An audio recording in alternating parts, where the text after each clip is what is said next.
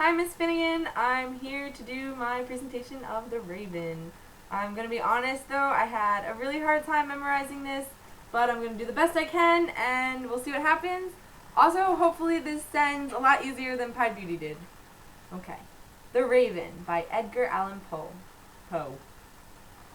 Once upon a midnight dreary, while I pondered, weak and weary, over many a quaint and curious volume of forgotten lore, while I nodded, nearly napping, suddenly there came a tapping, as of someone gently rapping at my chamber door.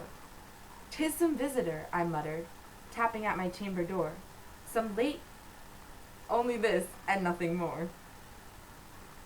Ah, distinctly I remember, it was in the bleak December, and each separate dying ember wrought its ghost upon the floor. Eagerly I sought wished the morrow. Vainly I had sought to borrow from my book surcease of sorrow, sorrow of the lost Lenore, of the rare and radiant lady of the rare and radiant maiden whom the angels named Lenore, nameless here forevermore. And each silken, sad, uncertain rustling of each purple curtain thrilled me, filled me with fantastic terrors never felt before.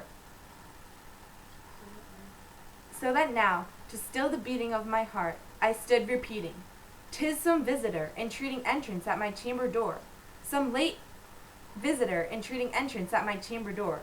This it is, and nothing more."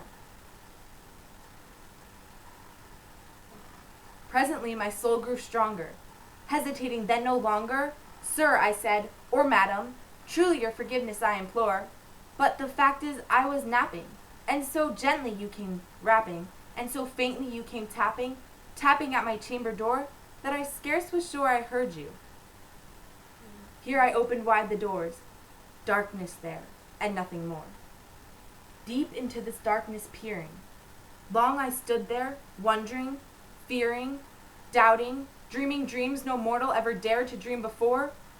But the silence stood unbroken, and the darkness gave no token, and the only word there spoken was the whispered word, "Lenore." This I whispered, and an echo murmured back, "Lenore." Merely this, and nothing more. Back into my chamber turning, all my soul within me burning. Soon I heard again a knocking, somewhat louder than before. "Surely," said I, "surely this is something at my window lattice. Let me see then where thereat is, and this mystery explore. Let my heart be still a moment, and this mystery explore."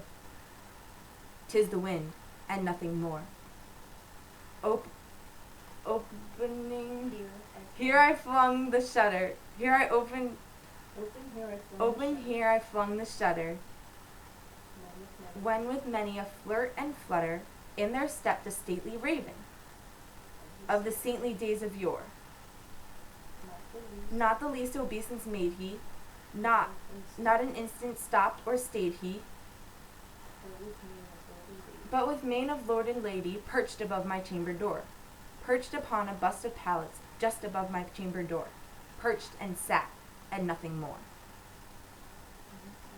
Then this ebony bird, beguiling my sad fancy into smiling,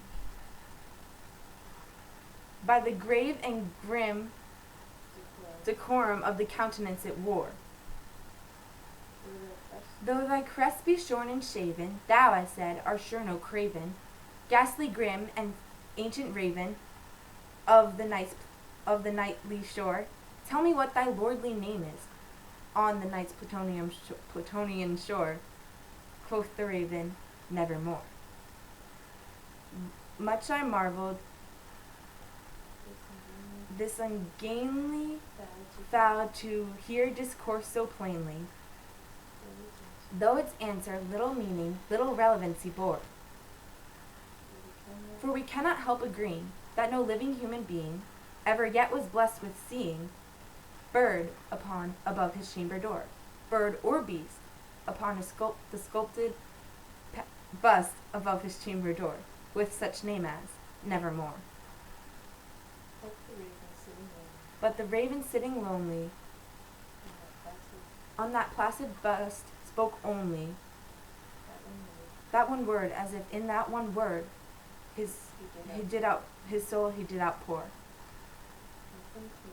Nothing further than he uttered, not a feather than he fluttered.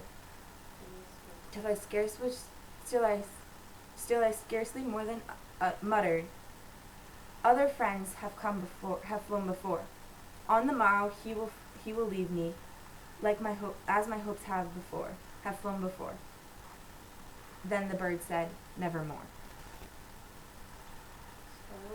Startled at the stillness broken by a reply so aptly spoken. Doubtless, said I, what it utters is its only stock and store. Caught from some unhappy master, whom a merciful disaster followed fast and followed faster, till his songs no burden bore,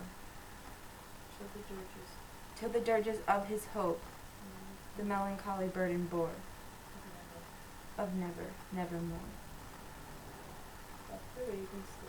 But the raven still beguiling my sad soul into smiling, straight I wheeled a cushioned seat up in front of bird and bust and door, while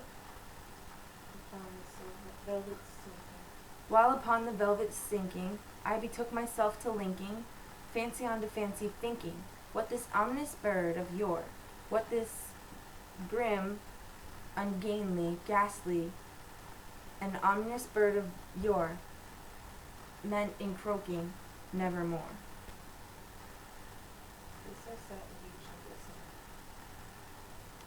This I sat engaged in guessing, but no syllable expressing,